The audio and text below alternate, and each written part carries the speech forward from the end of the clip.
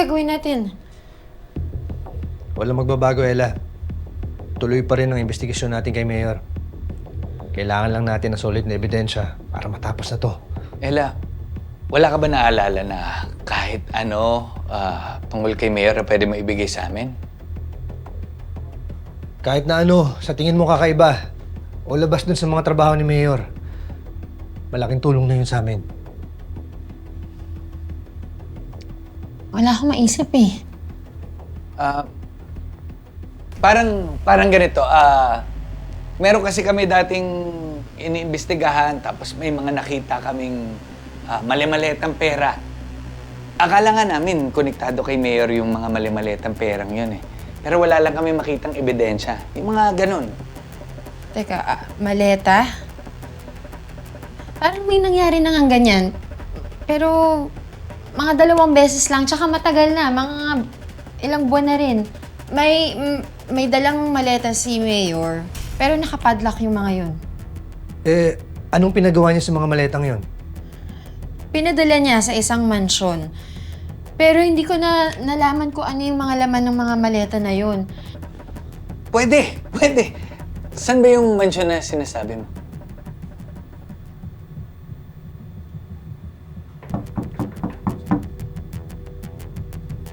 Ella, may inaasahan ka bang bisita? Wala.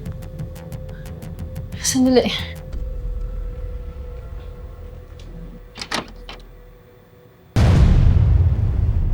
Mayor, Ella, pwede ba ako pumasok? pasok po kayo. Okay. Mayor, Here. Lieutenant Garcia. Lieutenant Conde. Mabuti naman, nandito kayo. siguro lang ho namin na ligtas si Ella, Mayor. Alam niyo naman ang panahon ngayon. Maraming masasamang loob. Importante talaga yung ginagawa mo. Pagpatuloy mo lang yan, Lieutenant Conde. Mayor, ano pong ginagawa niyo po dito? Pumunta ako dito para iabot sa'yo to.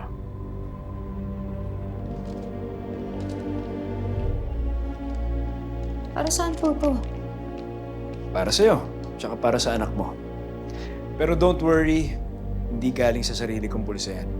As promised, tutulungan ng City of Calabari lahat ng nabiktima ng terorismo ng grupo ni Arturo Tatlong Hari. At isa ka na doon, Ella. Hindi niyo naman po kailangan gawin to, Mayor. Oh, it's the least we can do.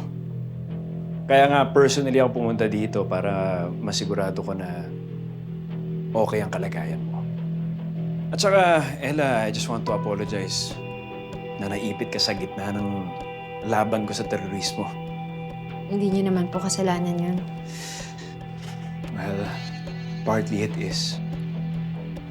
Pero buti na lang, magagaling ang mga polis ng Station 12 ng Calabari. Magagaling talaga yung mga yan. So, Ella, rest assured na safe ka at hindi makakalapit sa'yo yung mga teroristang yun. Okay? O sige, well, that's it. I'll go ahead. Okay? Sige po. Salamat, Mayor. Ingat po kayo. Thank you.